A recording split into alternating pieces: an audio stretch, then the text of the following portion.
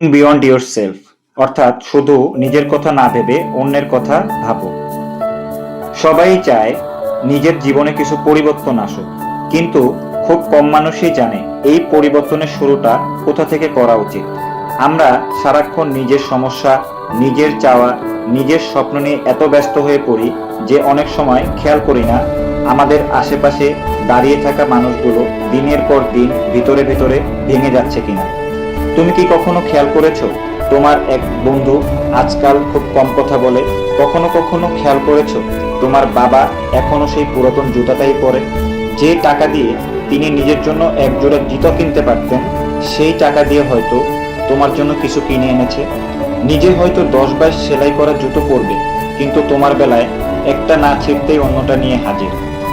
Tiffin না আনা কোনো বন্ধুর সাথে টিফিন ভাগ করে নেওয়া, কোনো একজন বৃদ্ধ ব্যক্তির বাজারের ব্যাগটা নিয়ে কাঁধে তুলে নেওয়া, এই ছোট ছোট কাজগুলোই মানুষের মনে আমাদের জন্য ভালোবাসা সৃষ্টি করে, এবং মানুষ উপলব্ধি করতে পারে যে তুমি আসলেই কতটা ম্যাচিওর হয়েছো।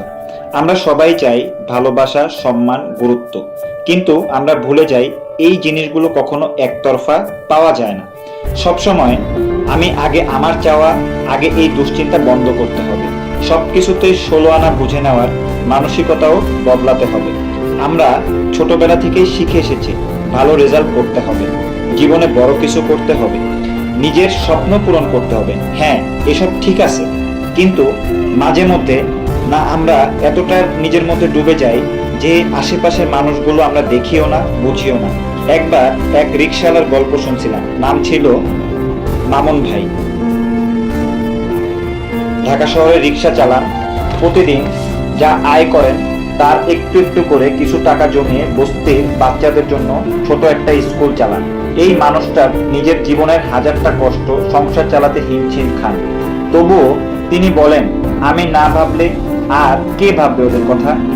এই একটা লাইন শুনে আমি একদম চুপ হয়ে গেলাম, কারণ একজন রিক্সাওয়ালা যদি অন্যদের নিয়ে ভাবতে পারে, তাহলে ভাই তুমি আমি কেন পারবো না?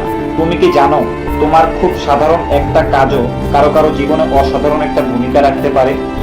এখন হয়তো ভাবছো যে তোমার তো তেমন কিছুই নেই, আমি কিভাবে অন্যকে সহযোগিতা করব? আরে ভাই, সহযোগিতা মানে শুধু টাকা পয়সা তাই না, এগুলো ছাড়াও সাহায্য করার মতো আরো অনেক উপায় আছে।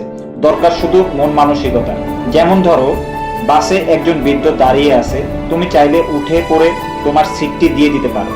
বন্ধু মন খারাপ করে বসে আছে, তার সাথে একটু গল্প করতে পারো, আড্ডা দিতে পারো, ভরসা জোগাতে পারো। ধরো জীবনে তুমি অনেক বড় কিছু করে ফেলেছো, টাকা পয়সা, বাড়ি গাড়ি সবই তোমার আছে, কিন্তু এমন কেউ নেই যে বলবে ওই ছেলেটা আমার পাশে ছিল, ওকে আমি ভুলবো না। তাহলে ওই টাকা পয়সা দিয়ে কি হবে?